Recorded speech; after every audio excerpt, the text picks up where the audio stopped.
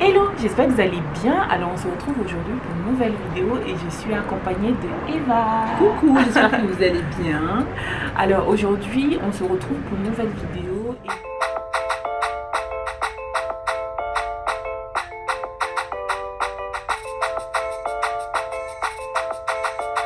C'est un nouveau lieu, nous sommes dans un endroit magnifique, un restaurant café et donc ça va être un échange entre sœurs, cousines, voilà, c'est vraiment des conseils qu'on veut vous donner et apporter notre point de vue et le thème c'est la violence psychologique faite aux enfants et on va spécifier dans les familles africaines. C'est le terrain que nous on va aborder parce que ça fait partie des nombreuses questions qu'on a reçues Oui.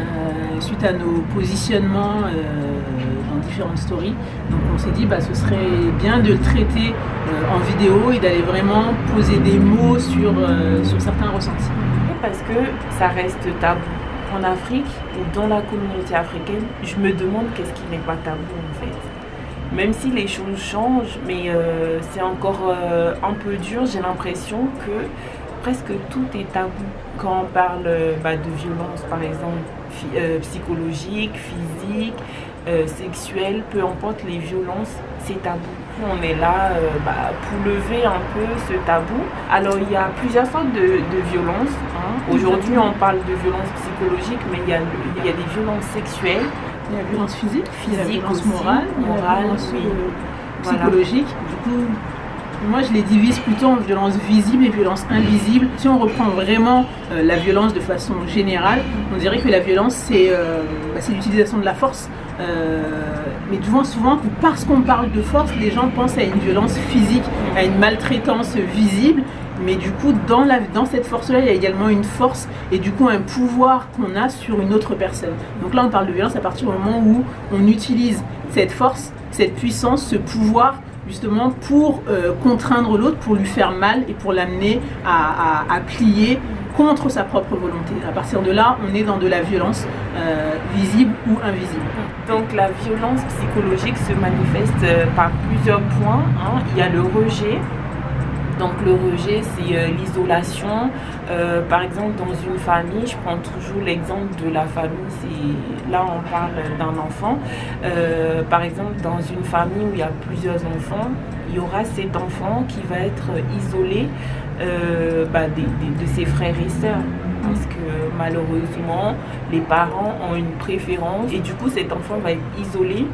Cet enfant va être aussi rabaissé, va être humilié, créer un enfant qui n'est pas bien. Exactement. Un enfant qui est en souffrance.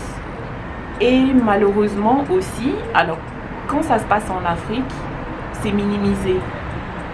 Je sais pas si c'est souvent du coup, vu qu'il n'y a pas de cri, il n'y a pas de coups, eh bien ça passe inaperçu aux yeux du reste de la famille et peut-être de la famille élargie en fait, parce qu'il y a la famille nucléaire, les parents, les frères et sœurs, mais il y a la famille, les oncles, les tantes, les grands-parents qui également sont au contact de cet enfant-là.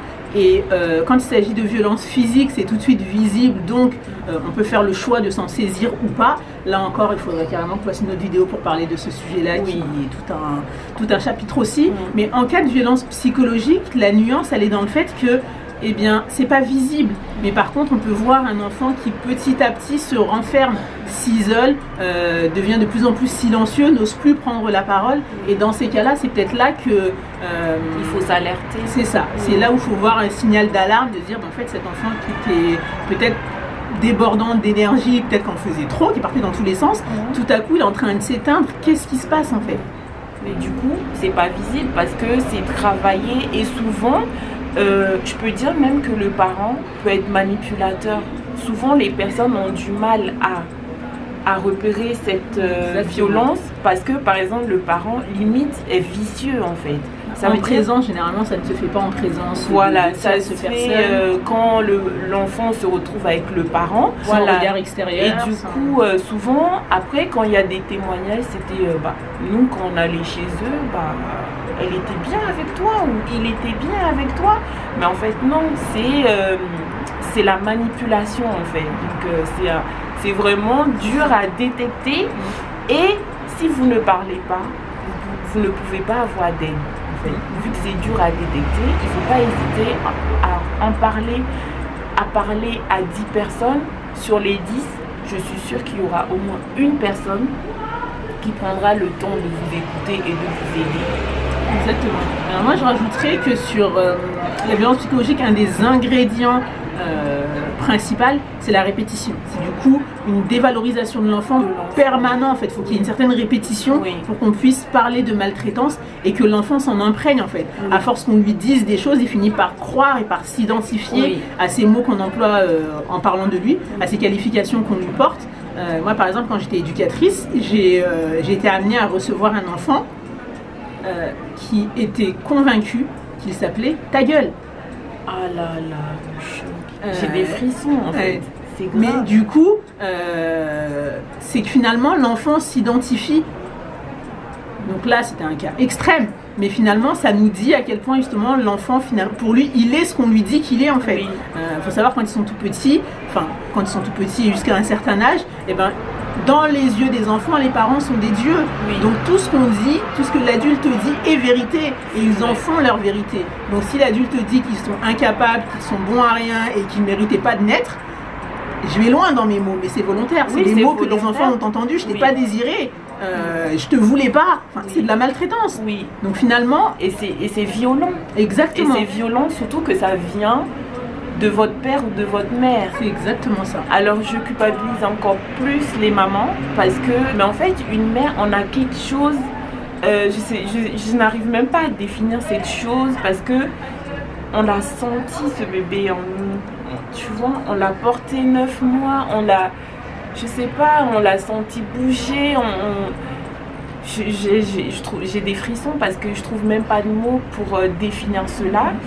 Et finalement, cet enfant qui naît, et je sais pas qu'est-ce qui se passe dans la tête du parent, peut-être que le parent a vécu la même chose. Ok, là tu arrives sur un terrain. Oui. On va remettre les mots, peut-être que le parent a vécu la même chose et ça ne m'étonnerait pas parce que on parle d'Afrique, vu que tout ça est minimisé, peut-être que le parent a vécu la même chose et du coup pense que c'est une bonne chose.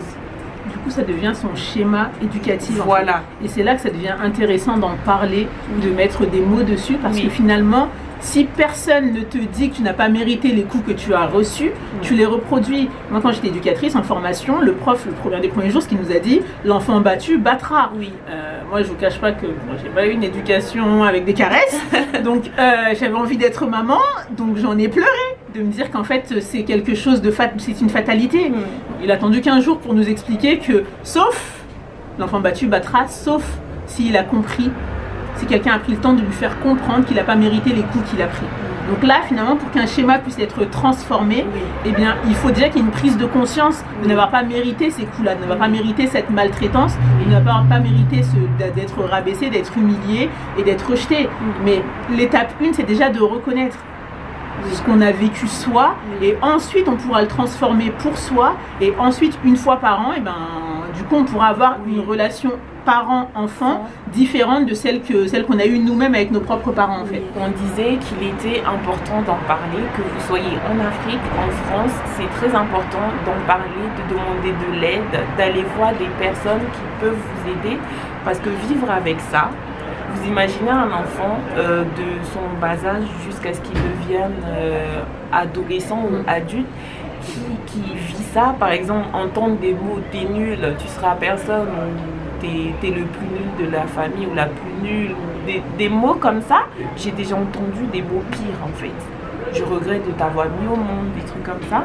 C'est très fort en fait. Pour un enfant, c'est dur. J'ajouterais que finalement, en fait, cette vidéo s'adresse aussi bien aux enfants devenus adultes qui ont vécu du dénigrement qu'aujourd'hui à des adultes, à des parents qui, dans leur comportement, se trouvent maltraitants malgré eux. Parce que bien souvent, j'ai des personnes qui me disent j'ai travaillé sur moi sur le plan psychologique, mais du coup, j'arrive pas à comprendre pourquoi est-ce que ça a encore des répercussions. Je suis encore dans mon comportement, dans ma façon d'agir avec mes enfants. Je suis encore dans le même schéma que celui que j'ai reçu. Et bien là, cette vidéo s'adresse également à vous parce que du coup, vous avez peut-être travaillé l'aspect psychologique, mais il y a tous les souvenirs et tout l'ancrage que vous avez de ce que vous avez déjà vécu en fait et que involontairement vous reproduisez. Donc n'hésitez pas à demander de l'aide, à vous entourer, à aller voir des professionnels, à aller voir des amis, mais verbalisez les choses, dites les choses comme elle a dit Habiba, parlez-en le plus possible. C'est la fin de cette vidéo, on vous dit à très bientôt pour une nouvelle vidéo. Et désolé pour les bruits parce que on est en train de filmer sur une terrasse à l'extérieur. On expérimente. Voilà. Expérience totale, vous avez vécu ça avec nous. Dites-nous dans les commentaires si vous préférez ce cadre-là ou un cadre cocooning maison. On s'adaptera pour les prochaines. Voilà. Donc à très bientôt. N'hésitez pas à liker, commenter, partager.